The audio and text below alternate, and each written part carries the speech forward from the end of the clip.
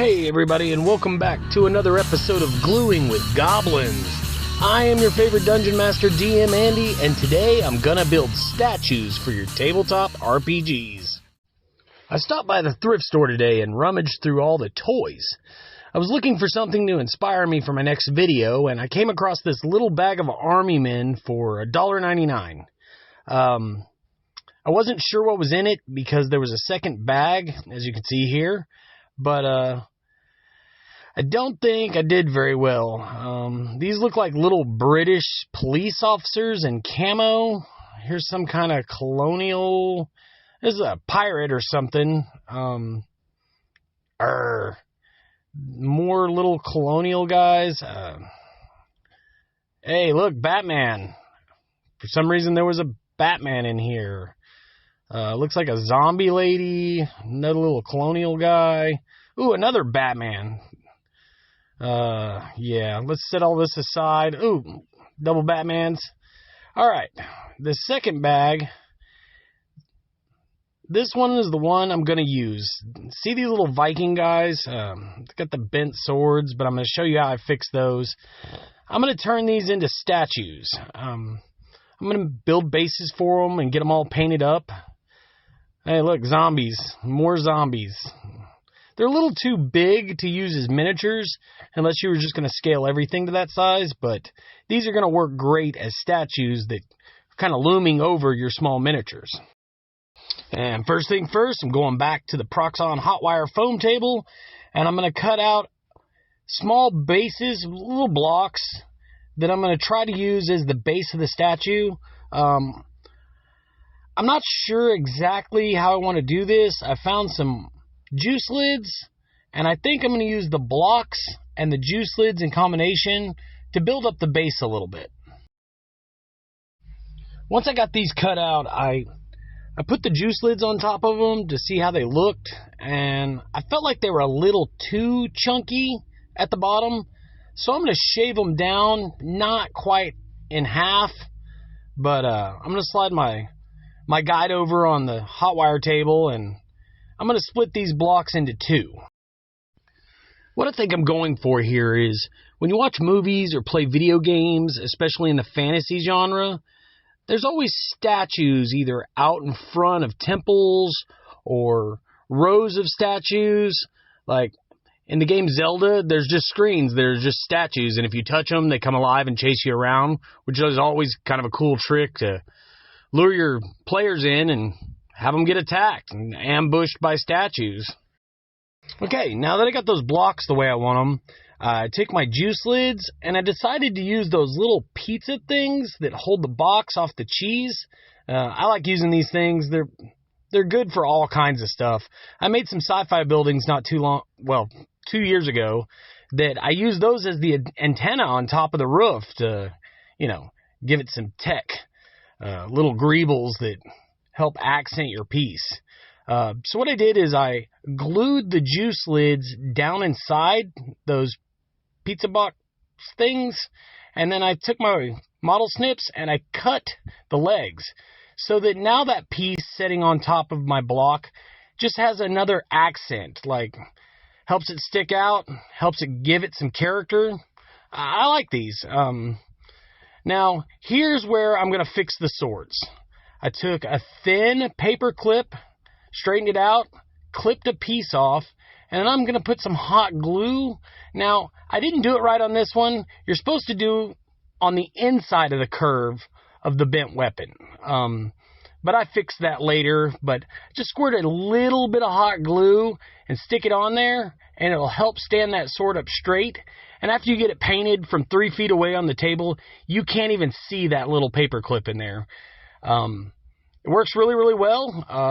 I've found other people try a few other things, like heat them up, maybe put some super glue on them, but I feel like that takes too long and it ends up gluing the miniature to your hand.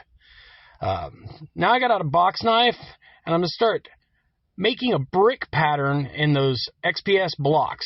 I just cut down straight down the middle, and then I just eyeballed different bricks and used a pencil to give them more definition. It's really easy to do. It's not nearly as time consuming as cutting out tiny bricks and gluing each one on. It It all depends on what you're going for. I like doing it like this. This was a lot easier than the brick walls I built last week. And now just take your time and work your way all the way around the base of the statue. There's going to be a couple of spots on the top of the base where you're going to want to cut in and then dig in with the pencil. So from a straight down view at the tabletop, it looks brick underneath the round cap. Other than that, just take your time and try to even up the bricks as best you can. Okay, now the very top of this pizza box thing, it has the pizza place's logo on it. And since I'm going to put the statue there anyway, I went ahead and coated it in a layer of glue and then just let that set up a little bit. While it was getting hard, I took some beads, little metal beads out of my junk, and I just started sticking them on. What I wish I had done is actually put them on the side of the bottle cap, one on each side between those little posts, but you live and you learn. I went ahead and just mounted the statue right there to it. So the figurines, it doesn't matter really what they look like, because when you're building these statues, it's just for background features and blocks line of sight when your players are playing and stuff. All right, so we've gone to the Beats lab and broke out the old airbrush. Again, I'm still learning to use the airbrush, so if you're watching me, I keep going back and forth, thickening and thinning, trying to keep my airbrush from getting clogged or trying to prevent that little spider web effect that happens. I want to get good enough that I can start painting minis, like my 40K minis and my D&D minis, on the regular with the airbrush, but I'm still at that point where I've got to get consistent with my distance with the airbrush as well as the perfect viscosity of the paint to mix with the air to flow through the brush. It takes a little while. I've run the airbrush for probably about a good 8 hours now, and I'm still watching YouTube videos and trying to figure it out. I'm getting better. I'm getting a lot better. I understand what it's doing.